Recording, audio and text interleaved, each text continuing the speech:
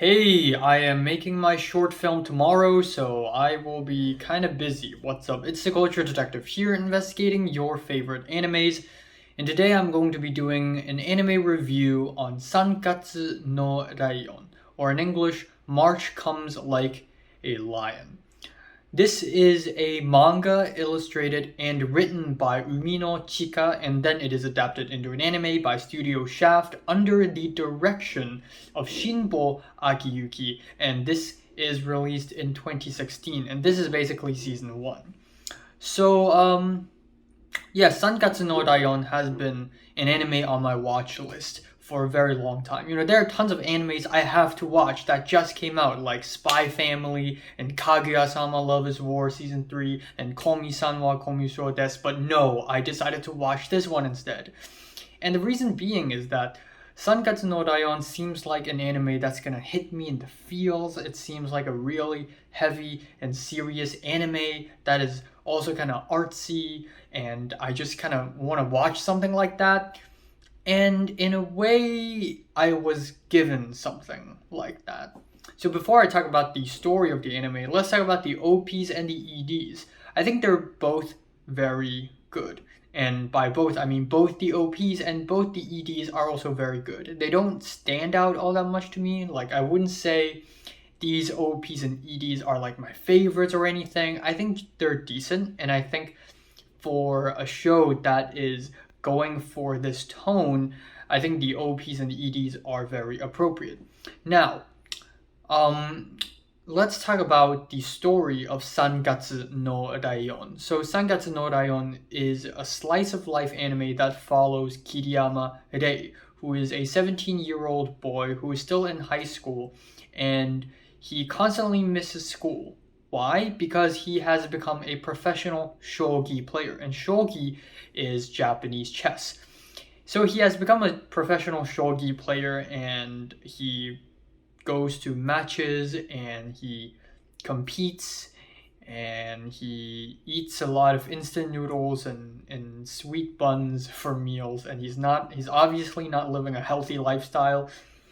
And throughout the anime, he encounters and he frequently meets the same few people, his friends, people who support him, these three sisters and their grandfather who treat Kiriyama-re really, really nicely. And that's basically the story. There really isn't much in terms of story, because after all, this anime is a slice of life anime. And I'm going to be honest here, I'm not a huge fan of slice of life. I really love stories that really have a lot of story. That is kind of my thing. But occasionally, once in a while, I would come across a movie or an anime that doesn't have much story, but I still really, really enjoy. But they are usually quite rare. I usually don't like slice of life all that much. But Sangatsu no Raion has got to be one of the better ones I've seen. Still, I don't think I'm a huge fan of slice of life. I still don't think this genre is for me or anything. But what I appreciate about this anime is that it really emphasizes that there is no need for a strong narrative, because this entire anime exists to simply let us see Kiriyama-re's life. That's it. It doesn't try anything crazy. It's not a sports anime. Yeah, there is a shogi in it, there's chess in it, and there are tons and tons and tons of scenes in this anime that show chess matches. But the anime doesn't make chess that important. And then this anime also completely shuns romance away. There is not a speck of romance in this anime for our main character. And even when there is romance, it's usually a bitter romance, and it's not that relevant to the story, and it doesn't really show up all that often. So obviously, it's not a sports anime, it's not romantic. Sometimes it's funny, sometimes it's heavy, but it's not that funny. It's not that heavy either. I mean, there are some really heavy scenes, but it's not that heartbreaking and mind splitting or anything like that. This anime is actually really tame. It's actually really mild. It's like mild tame, warm cup of tea. And that may not be everyone's cup of tea. And for me, I think I'm okay with it. I think I'm okay with it. Now, aside from the story, we also have to talk about the art style. I really love the art style. I love the watercolors, the backgrounds. They're all really nice and blissful and colorful. Of course, you have the iconic blue skies and green grass that is uh, prominent in a lot of Japanese animation. I love the music. I think the soundtrack is beautiful. I like the pianos. I like the reverby guitars. I really love the flutes. It's rare that an anime soundtrack would include flutes, but sometimes you will hear this soundtrack where it's nothing but flutes playing, nothing but flutes, and it's quite nice actually. And overall, on a technical level, it is beautiful. I also really like the faces being drawn. Um, Especially the mouth. They're not average anime mouth. They're drawn in a way that's like thin in the middle and thick at the edges, and it's kind of special. It's like a little touch. But anyways, back to the story. It is interesting because this usually isn't the kind of anime that I would love. But I still think it's a really strong anime. Now, one thing about this anime is that it is really, really dialogue heavy. There's little to no action.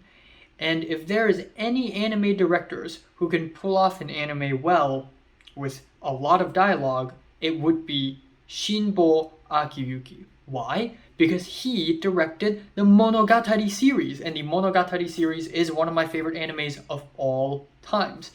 And one thing about the Monogatari series is that it is super heavy in terms of dialogue. It's just constantly speaking, not a lot of action. Sometimes the anime would throw action at you as an excuse for more dialogue. But I still managed to enjoy Monogatari a lot because of how eccentric its directing is. Even when there's a lot of dialogue, the acting, the colors, the crazy animation, the dramatic reenactment, the crazy visuals, it just complements the dialogue as if the dialogue isn't even the main dish. The dialogue is more like a backing track. And I really like that. And similarly in Sankatsu no Raion, Shinbo Akiyuki does the same thing. And when I watched the first episode, I was like, man, this is like Monogatari. Wow. Like the cutaways, the edits, the strange like face turning in 3 different angles, the random cutaway shot of a tree and a bird. It's very Monogatari. Turns out it's the same director as Monogatari. That makes a lot of sense. And I really like that. I really love that.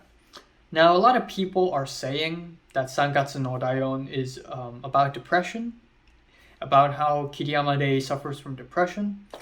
But I kind of disagree. I think maybe there's a chance that the main character is suffering from depression, but that's not the point. And the show never even mentioned that he has depression. Even when the main character is sad, the show never tries to make it obvious. The show does so in a very, very implied way.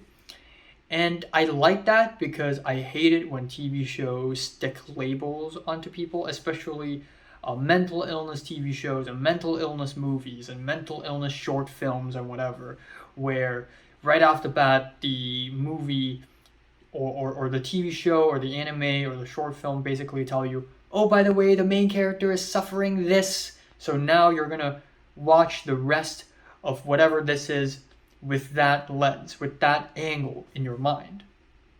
But I don't like that. I don't like labeling characters right off the bat like that. In fact, I don't like labeling characters at all. And Sankatsu no Raion does that. So it doesn't matter if he has depression or not, it doesn't matter. What matters is his life. What matters is out there right in front of him and how he deals with it. What's labeled doesn't matter. Now, I certainly did not enjoy everything about this anime. I can't exactly pinpoint what I dislike. Everything in this anime is done pretty well, but I guess in the general scheme of things, I think this anime is just really mild. It's really mild. It's not the kind of anime that's meant to be binge watched. It's the kind of anime that's meant to be like a like I don't have anything to do, I'm kind of bored. Let me just watch an episode before I go to bed, and whatever. This is I feel like this is how this anime is intended to be enjoyed. But I binge watched the whole thing, and it just ends up feeling kind of mild.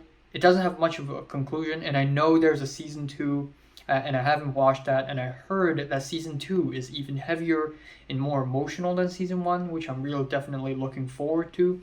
But so far, season one doesn't have much of a conclusion. We have a lot of storylines. We have the three sisters. We have Kyoko, who is, by the way, played by Inoue Marina. Amazing performance. Really good. The voice actress has range.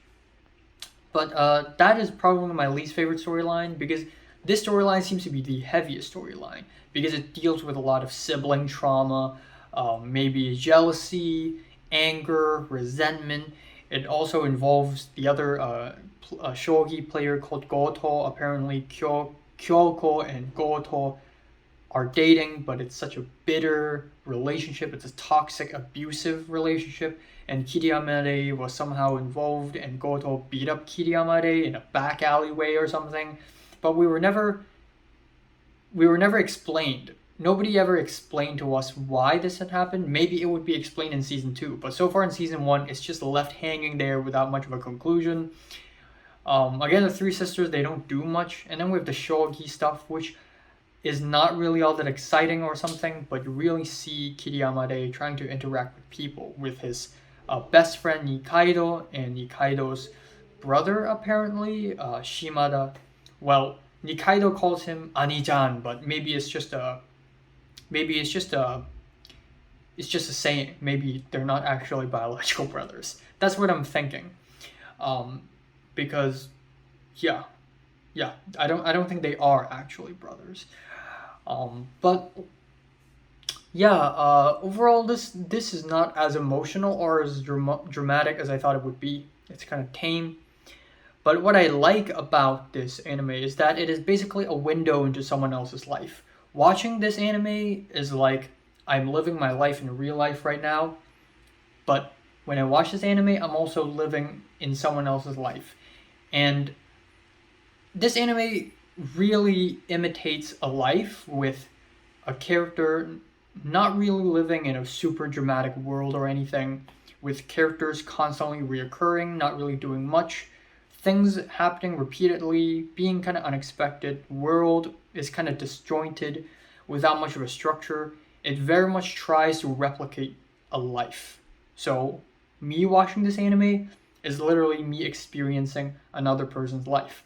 And I kind of like that. And again, with the teacher character, the high school teacher who's really nice to Kiriyamare, constantly recurring, not really doing much, but still doing something. Little small developments here and there, joining this club, joining this workshop, and maybe meeting the sisters, having dinner at their place, crossing the new year. I guess crossing isn't the right verb. I can't think of the right verb, but crossing the new year with the sisters. I kind of like that episode. I think it's a very heartwarming episode. And Kayano Ai plays the older sister, and Hina, the middle sister, is played by Kanahana. So that's really good. These characters, they just show up, and then that's it. And it's very much like real life, where you just meet people and they just show up, and then you go back to the same few locations and you experience small changes, but that's it. And it's kind of nice, I guess, in a way. So not for everyone, but it's a nice anime. It's heartwarming, it's real, it's really humane, and it kind of reminds me of Yi Yi in a way, because Yi Yi pretty much tries the same thing, except Yi does so in a very, very like tasteful and beautiful and kind of poetic way, while this one just kind of coasts off. This one is just kind of chill, kind of happy too, kind of sad, a little happy, kind of like life. And that's Sangatsu no Raion season 1. I'm giving Sangatsu no Raion season 1 a strong 8 out of 10. So have you watched this anime from 1 to 10 numbers. You rate it, like it, and subscribe if you want more, and thanks for watching.